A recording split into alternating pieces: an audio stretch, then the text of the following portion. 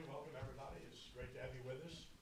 And we're pleased today to introduce our Saints Hall of Fame class of 2022. The actual induction will take place during the football season, as is always the case, in conjunction with the home game against the Raiders, which will be on October 30th. So the actual induction luncheon will be on the 28th. So this isn't the induction. This is just the announcement. Made that very clear for media purposes. So again, the induction will be on the weekend of the 30th. We want to recognize our media selection committee for taking their task so seriously, for doing a great job of nominating, vetting, and then ultimately selecting our Hall of Fame candidates and electees each and every year. And also want to thank our board of directors, and the members of both are here today, and we deeply appreciate that. Of course, most of all, we want to thank Dale Benson, and thank Dennis Lausch, and thank Vicki Loomis, Coach Payton for so many years, and now Coach Allen for their incredible cooperation and sustaining something that we love and hold dear to our hearts, which is to promote the New Orleans Saints history in the greatest fashion imaginable, and that's what our people have tried to do continuously, and we will continue to, so we appreciate it. Today we'll introduce our class, and rather than me doing so, I think it's only appropriate to let a gentleman that is extremely familiar with all three of these individuals, having worked with them over an extended period of time, one of whom he tried to recruit in college, didn't work out that well, but then he got reunited with him on the professional level. So here to introduce our class of 2022, please welcome Saints head coach Dennis Allen. Dennis. It's okay to clap. So I think the first thing I want to do, starting off here, is just, I think the important part of this, all of these guys were great, professionals. But I think the biggest thing about all three of these that are up here right now is that they're great people. And they care deeply about the people of this organization. And they've represented this organization in a lot of different ways, in a lot of different facets, exactly the way that the late Tom Benson, Mrs. Benson, Mickey, Dennis, the way that that you guys would like for these for our organization to be represented. So I think that's the first thing that I would say about all three of these guys. The second thing I would say about all three of these guys is, having known them since 2006, actually Devery a little bit before that, but I don't know that any of them have ever had a bad day. So when you come to work every day, they've all got a smile on their face, and they're excited about being here and doing what they do. The first guy I'm going to introduce is probably has one of the most unsung roles within our organization, and that's the role of the trainer, because the trainer can't ever really be right, because the coach always wants the player back out on the field way before the trainer's ready to put the player right back out on the field. And Kevin Mangum is been an outstanding employee for the New Orleans Saints. He's been here starting your 42nd year here with the Saints out of the University of Southern Mississippi. He's been one of our longest tenured employees here. Again, an unsung job, but gives tirelessly of himself for the players, for the coaches, and for this organization. Trainer Kevin Mangum.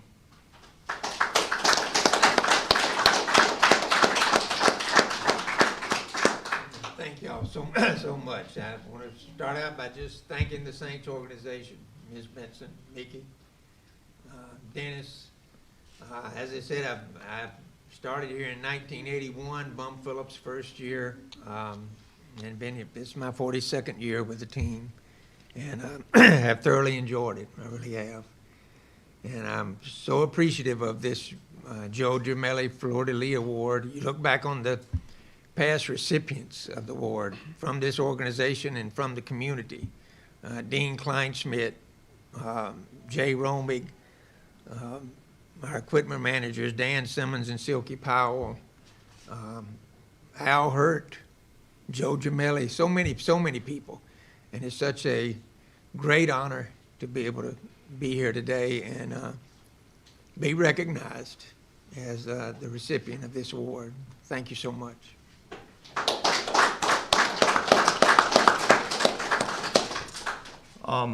The next person, obviously, we all recognize from the great state of Louisiana, Opelousas. I remember back in the late 90s when Devery was coming out of high school. I was a graduate assistant at Texas A&M, and Ray Dorr had ALS and wasn't able to recruit. And at the time, you know, as a graduate assistant, I couldn't go on the road and recruit, so I phone recruited Devery. I remember several phone calls with Devery, and I remember the first time I called him, I was like, what is that language that he's speaking? You know? And that was my first experience with the Cajun language. But Devery was a great player for the New Orleans Saints, obviously an LSU product, graduate of LSU, and a second-round pick here for the Saints. What a great personality. Again, a guy that always had a smile on his face. The one thing you knew is when Devery stepped on the field, there was going to be some speed involved. And that element opened up a lot of other areas for our offense. So it wasn't just his ability to stretch the field and get down the field and make plays down the field, but it also opened up some other areas for guys like Marcus Colston and that to work the middle of the field and be open. And again, you know, just what a great teammate. Like Devery was always willing to do, you know, all the dirty work, things that not a lot of receivers really want to do. And Devery probably didn't really want to do it, but he did it because that's what helped the team. And I think that's kind of the culture that we've had here, and certainly one of the more memorable plays in my mind. Obviously, there's several, but you know, we all talk about the Steve Gleason block punt and the rebirth of the Superdome and the reopening of the Superdome. But we also had the Superdome special on the double reverse against Atlanta, where Devery came around and scored, and that was an unbelievable play. What a great career. Appreciate the fact that I had an opportunity to watch him play and was here for most of that career. So congratulations, Devery Henderson.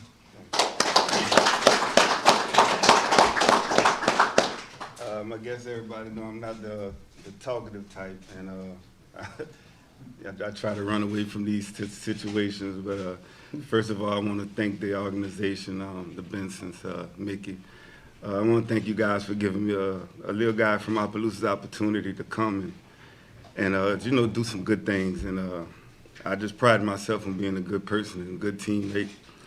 And at the end of this journey, I just wanted everybody to say he did it the right way.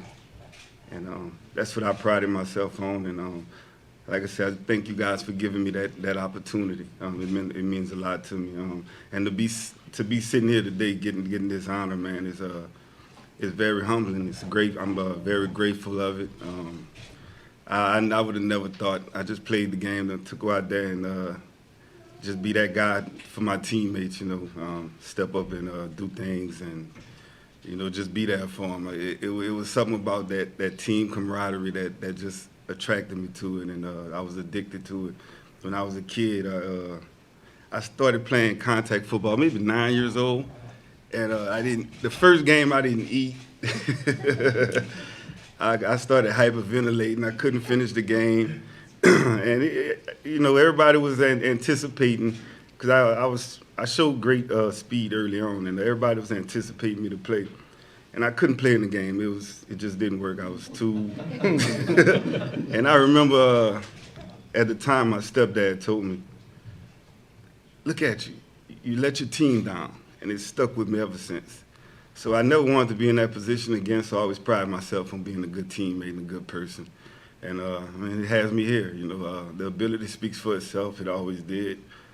It was other things that made me a great player, and those are the things that that has me here today. And like I said, it was, you know, always being a good teammate, stepping up to the plate when the time's called, and, you know, being thankful for these opportunities that was given. It wasn't always pretty here, and I've probably been on that on the borderline as far as making the team or not a few times, but it all worked out. And like I said, I'm grateful for it, and I thank everybody for the support.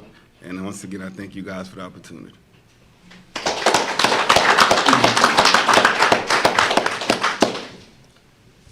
So last but not least, all these people, and Devery said this, they've got a lot of things in common. You know, Devery says he doesn't like to say a lot. This next person does like to say a lot. So I'm going to keep this introduction a little bit shorter. Look, I came here in '06 with Sean, 6 months after Katrina, and I just remember this guy. I didn't have any idea really who he was, and he just came to work every day, smile on his face, always working hard, doing everything that was asked of him to do to help our team. And we talk all the time about knowing who you are. And it's the one thing I would say about Fred is like he knows exactly who he is. He's comfortable with exactly who he is, and he goes about and does that job the best that he can possibly do it with a smile on his face. And he's been a great representative for our organization. He's been a great example for the young players. Obviously, he's headed up our player development department, a recent vice president, and does an outstanding job for us. And I'm happy to say that I've had an opportunity to work with him since '06, and happy to say that he's become a really good friend of mine. So congratulations to Fred McAfee.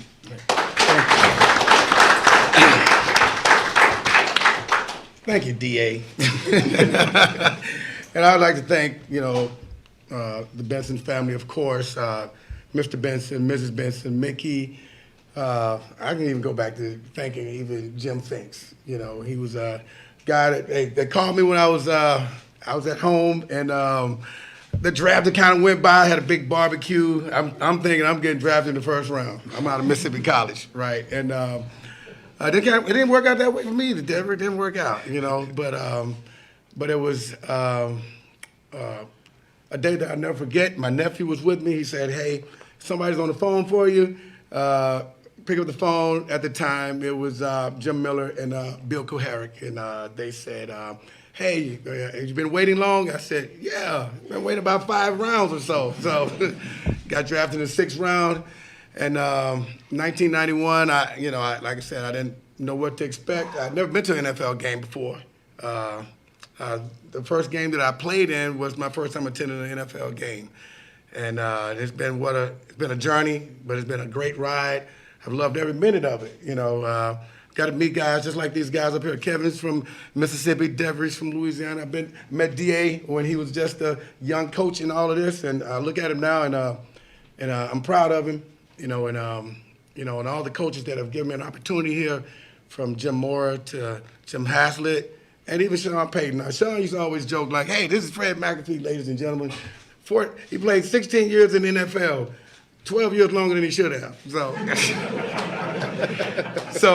But I fooled a lot of good coaches that I could play, and like I said, I'm so proud and so humbly honored to be up here with these guys, and I thank you all.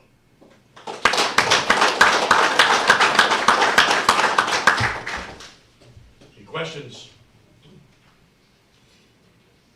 Who's the fastest?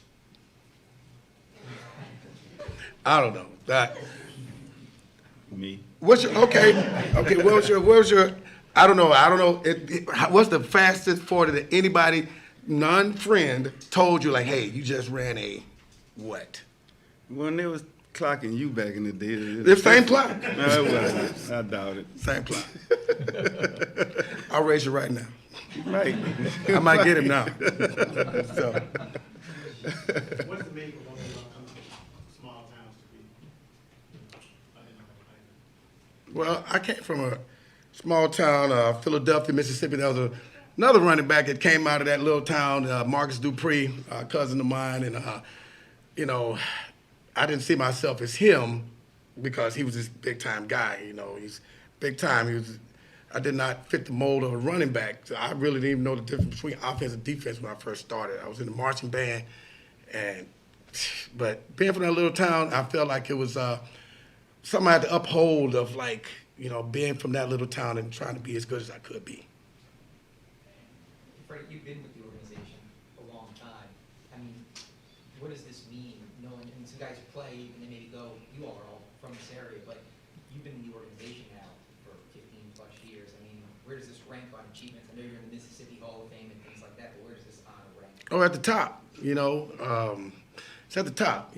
I got to play with Devery. I remember him as a young player. We went through Hurricane Katrina together. We went to San Antonio. We roughed it out, but see how far this organization has come. I've seen, like, coming from David Drive to the facility that we have now, and I've seen the excellence that they bring every day, and I want to bring the excellence that Mickey and Miss Benson and everybody else in the organization striving for. So I've seen how far we've come, but we can keep going further and further. Can I ask another question? Sure. What did you do to Freddie to make him age backwards? Because he doesn't look any different than the day he was drafted, Kevin. I had nothing to do with that, believe me. That's that good Mississippi living. Yeah. Anyone else? Devery, to follow up on Rod's question, coming from Opelousas to the NFL, just talk about how you bucked the odds to get there and what it meant to you to represent your hometown. It was a big deal for me. I think, coming from Opelousas, the thing there is that we didn't have too many examples of guys that actually made it to this level. So for me, I think the biggest thing I took from there was seeing where guys, where they came short, and try not to make, some of those decisions and some of those same mistakes. And, for me, it was a great experience, not only to be from Opelousas, man, but to just stay in state my whole career and represent the great state of Louisiana. I couldn't be more grateful for that. But as far as coming from that little small city, man, it's like I said, I just wanted to be one of the guys that when my career was over, I could look back and say, people could look back and say he did it the right way. He represented well, and, he did what he was supposed to do as a man. I grew here. I was just thinking about it when Fred said we was in San Antonio together, how green I was at the time.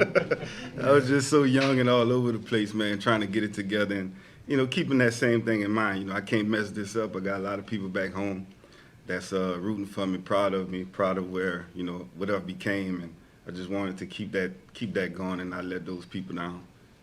And hopefully in the future there's more guys that can come from that area or that city and make it to this level, and I could be one to mentor those guys. What do you remember about the Superdome special? Getting hit when I crossed. I just remember Sean had a great deal of confidence in that play, and he kept telling me that we were going to run it just to be ready. And I'm just a guy, man. Look, you call the play, I'm gonna do what I'm supposed to do and execute. And that was pretty much that's what it was with that. Just doing what I was supposed to do. And like I said, I took a big hit. I don't think I played the next game from that, but so that and the atmosphere of the Superdome that night is what I remember the most. Freddie, I apologize, you've been lengthy, but Benson family's always wanted this winning culture, right? And so when you arrived in '91, the team plays the NFC South First Division, and they were winning, but things had gone, certainly after that became tough. Sean comes, and things certainly change overall. And now you hear guys like Marcus Landry and Tyron Matthew talk about the culture of this organization that maybe wasn't here 20, 30 years ago, and the role that it plays in getting free agents now. You talk about, because it's always been the goal of this family to have that. Can you talk about the culture then and the culture now? Well, I didn't understand when people would say, like, oh, well, the Saints weren't winners. Like you said, like, we won the NFC South at the time, which included the 49ers, which was tough back then. They got Joe Montana on that team.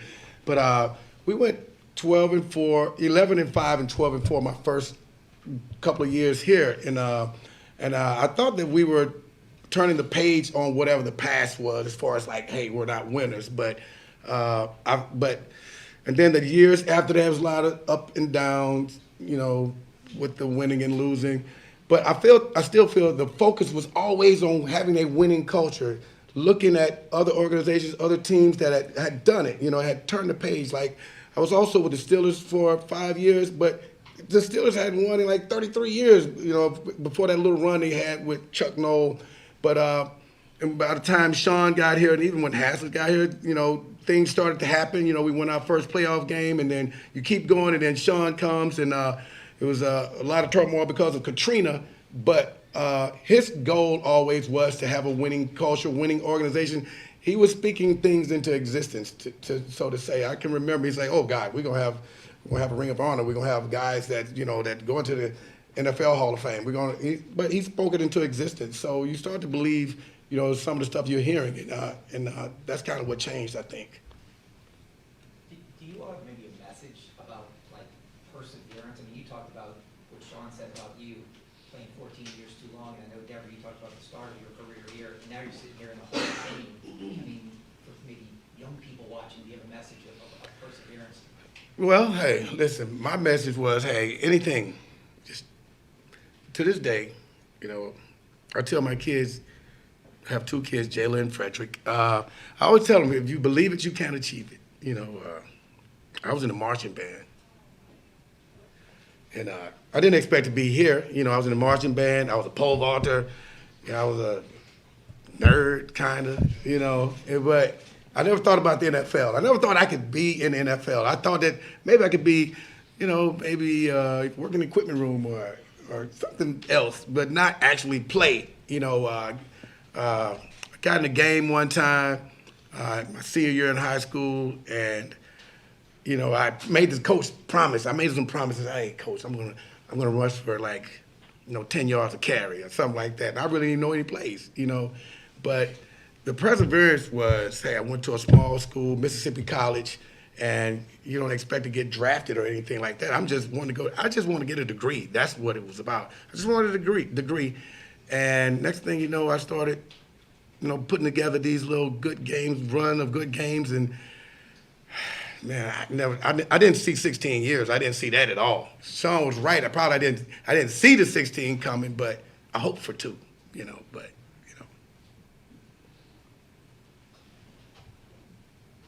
Anyone else? All right. If not, give them a round of applause.